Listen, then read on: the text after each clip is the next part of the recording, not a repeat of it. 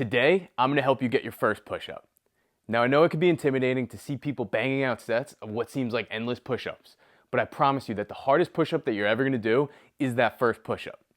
My name is Devin, and I've been a fitness trainer and a first responder for over 15 years. And along the way, I've helped people to not only get their first push-up, but to crush perfect scores on their fitness test. If I had to go back in time and get my first push-up again today, this is the exact 5-step progression that I would use to do it. So if you're still struggling to get that first push-up, then stick around, because I'm going to share with you a proven system on how to go from 0 to 1 push-up. So most people are told to start with knee push-ups, and that sounds pretty logical, but for most beginners, it's actually too advanced. Now, the biggest problem with the knee push-up is that because you're bending at the knee, it lacks the full body alignment of a push-up. So if you're not yet able to do knee push-ups, don't worry, we're going to get you there. Having a good starting position sets you up for success to avoid what I've noticed are the two most common mistakes when doing push-ups. And that is butt sticking up in the air, or even worse, the hip sagging down to the ground making you look like a banana. Both of these mistakes are common, and they're often caused by a weak core. One of the simplest cues I could give you for this is to squeeze your butt. Now, I've heard coaches give long-winded explanations about anterior pelvic tilt and blah, blah, but if you squeeze your butt, making sure to engage both your glutes and your core, it normally solves for both the butt up and the hip sagging problem.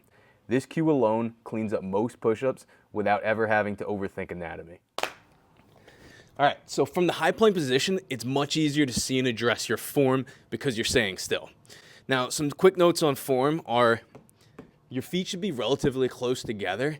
Your hands should be either at shoulder width apart or just outside of shoulder width apart, with your hands directly under your shoulders. Your fingers should be spread apart, actively gripping into the ground, and you could easily think about externally rotating your hands as if you were trying to rip a piece of paper out between the two. You might not see this in your hands, but if you look closely at my elbows, you can see how active you can be externally rotating in this position even while the hand stays still. All right, you're forming a straight line from your head to your heels with your butt and core engaged. You should be able to hold this position for 30 to 60 seconds, no problem. If you can't yet hold this position, your fastest way to get to that first push-up is going to be perfecting this high plank position. Now that you perfected the high plank position with step number 1, you can think of the push-up as a moving plank. Here, I demonstrate the push-up with a PVC pipe on my back. You can see how the body remains active throughout the movement in a straight line from your head to your heels. If your plank isn't solid, your push-up won't be either. Once you feel confident with your high plank position, you're ready for step number 2. Step number 2 is going to be wall push-ups. Now, with wall push-ups, you're standing vertical, which is a more approachable place to start.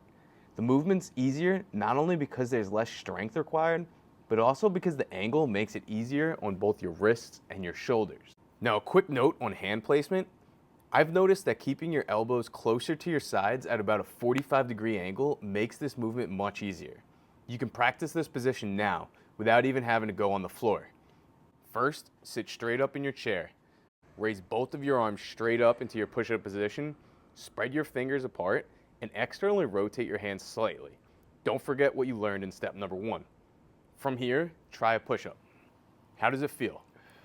You can try the same thing with your elbows wide at 90 degrees. You can see how even seated, this looks much tougher on my shoulders. Put it another way, you want to form an arrow with your body, not a T. This will allow your elbows to go back and down, getting your triceps more involved and reducing the risk of shoulder injury. You can screenshot this for reference. With the wall push-up, you will notice that your hands may have to be placed a little lower than chest height due to the angle. Wall push-ups are easier when you walk closer to the wall, and they get harder when you walk away from the wall.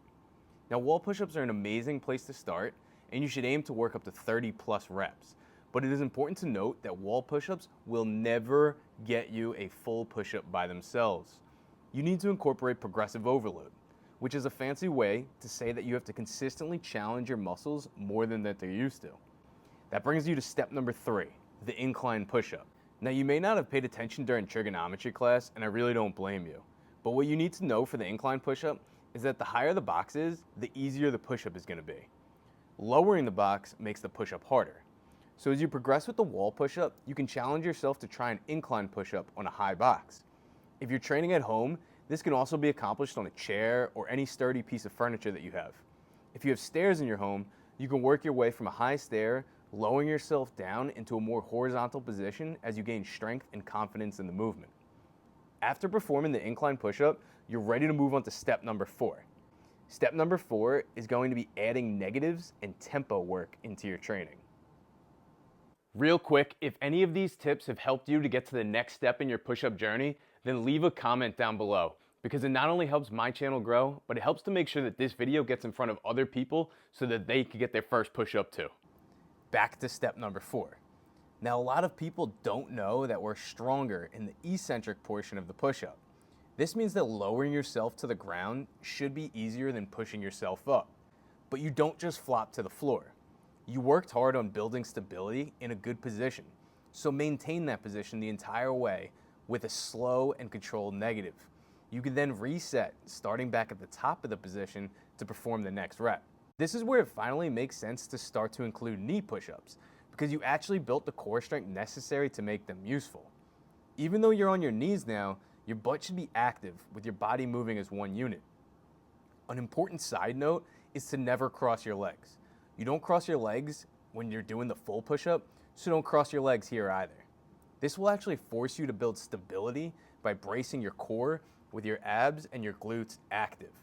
This skill directly carries over to you getting your first push-up. You can then layer in negatives by using a slow tempo of 3 seconds down in a full push-up position, and then moving to your knees in order to make the push-up a little easier on the way up. This combination of what I call eccentric knee push-ups, where you slowly lower from the high plank position to the floor and then drop your knees to the ground before pushing back up, is one of the single best ways to get to your first push-up. If you're able to do this 10 times under control, then you should be ready to conquer your first full push-up. And that brings us on to step number 5, putting it all together to get your first push-up.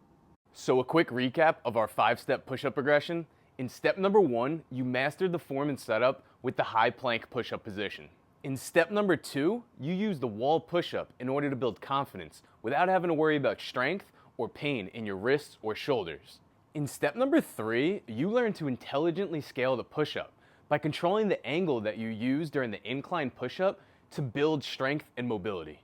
In step number 4, you use negatives and tempo work in the lowering portion of the movement in order to build strength and control that you're going to need for the way back up. Now here we are, guys, at step number 5. You're going to put it all together. Start with the same plank, the same setup.